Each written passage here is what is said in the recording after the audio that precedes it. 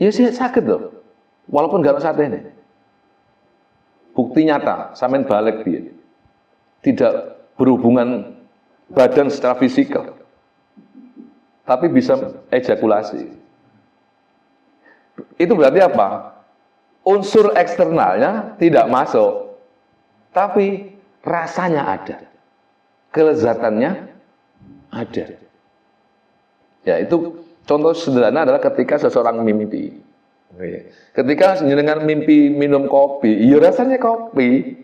Ya, itulah sifatnya khayaliyah, imajinasi. Nah, menurut kelompok ini, kelezatan itu ada. Cuma bedanya sababiyahnya itu secara internal.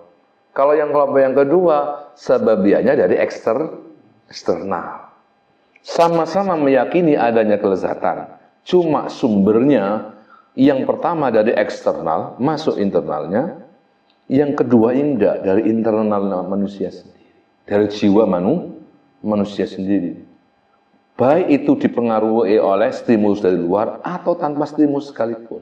Seperti orang mimpi itu tanpa stimulus. Orang mimpi itu tanpa ada sababiyah eksternal.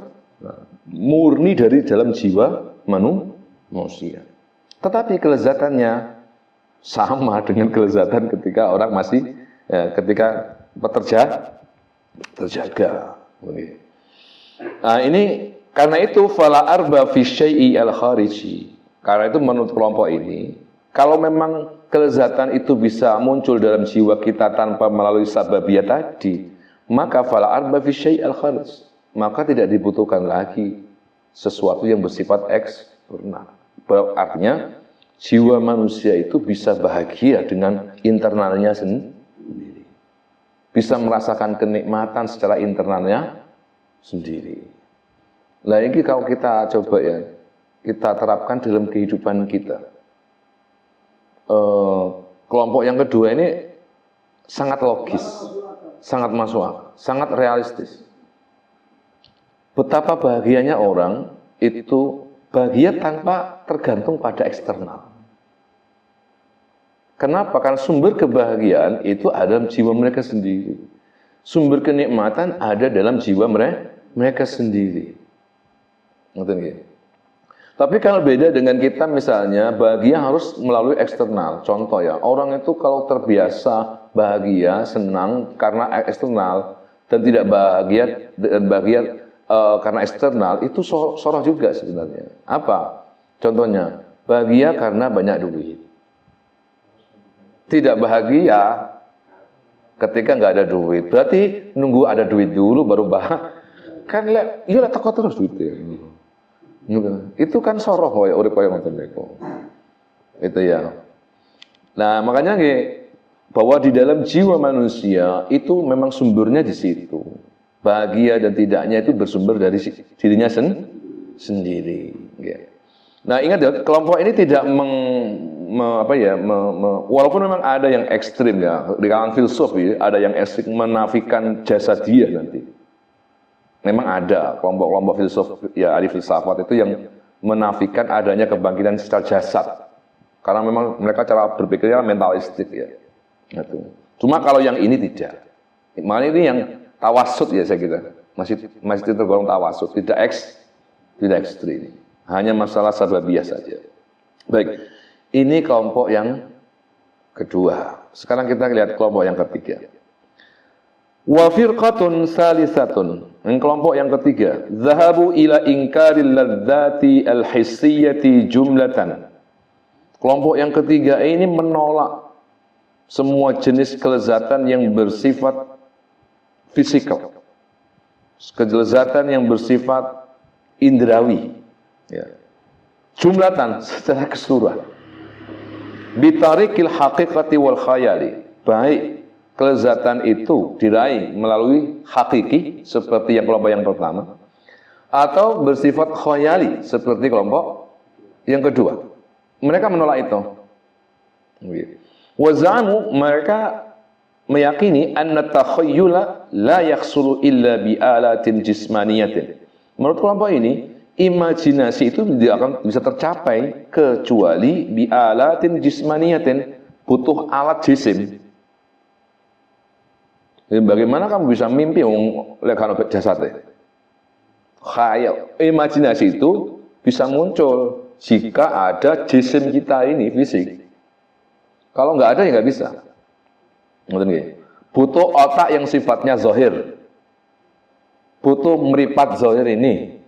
Ya, maka itu menurut mereka imajinasi itu tidak bisa muncul, tidak bisa tidak bisa muncul kecuali dengan alat jismania, alat-alat jisim kita ini, indrawi-indrawi kita itu. Wal mautu, ketika seseorang itu meninggal, yaqta'u al-'alaqata bainan nafsi wa bainal badani. Maka ketika seorang mati, itu terjadilah keterputusan hubungan antara jiwa manusia dan anggota tubuhnya. Ketika mati, tubuhnya dibawa ke kuburan, rohnya dibawa ke alam barzakh. Kan inqitok di situ. Terjadi terputusnya hubungan. Hubungannya sudah terputus. Huwa alatuha alladhi huwa alatuha fit takhayyul, di mana hubungan antara jasad dan roh ini menjadi sebuah alat munculnya takhayyul, imajinasi. Wasairi al-ihsasati, dan seluruh kenikmatan-kenikmatan atau kelezatan-kelezatan yang bersifat indrawi tadi terputus karena tidak ada hubungannya anggota tubuh dengan roh. Wala ya'udhu qattu ila tadbiril badani ba'da an tarahahu, dan ketika tubuh berpisah dengan rahnya ketika di dunia ya, itulah ya'udhu qattu, tidak akan bisa kembali lagi setelah mereka berpisah. Loh, terus nanti kalau dibangkitkan gimana? Ya tetap dibangkitkan, tapi kan beda. Secara jasad akan berbeda. Kalau diterangkan itu, manusia akan kembali seperti wujudnya Nabi Adam. Secara fisik tingginya 30 meter. Berarti kan saat ini nggak kanggu saja nih. Apakah layak wajah-wajah seperti ini masuk surga? Wajah-wajah ini menghuni surga kan nggak pada layak, ireng-ireng ini ya. Begitu? Secara fisiknya penduduk surga kan nggak ndendek kayak ada ini. Berarti kan sudah berubah. Bahwa wanita-wanita surgawi itu yang digambarkan sebagai bidadari itu sangat tidak mungkin seperti ini. Manusia ahli surga akan berubah secara fisiknya. Ya. Nah itu usianya akan stabil di usianya Nabi Isa alaihissalam sekitar 30 tahun atau seusianya Mu'adz bin Jabal, standar itu. Ketinggiannya kembali kepada tingginya manusia yang pertama, Nabiullah Adam alaihissalam. Pertanyaannya adalah, lah wae dhewe iki nanti fisik. Ya masuk nangin kuburan ini. Terus dipendem. Maksudnya ini apa namanya?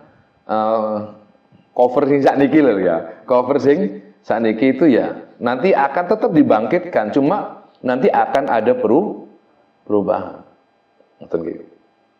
Nah itu, dia perubahannya seperti apa wallahu a'lam. Tapi yang digambarkan di dalam beberapa riwayat itu ya manusia akan kembali seperti Nabi Adam. Nah itu kan tidak aneh toh. Kita dari kecil bisa dari sekian sampai sekarang tingginya sekian kan nggak aneh. Apalagi nanti di akhir berubah menjadi lebih tinggi lagi kan juga nggak aneh. Baik.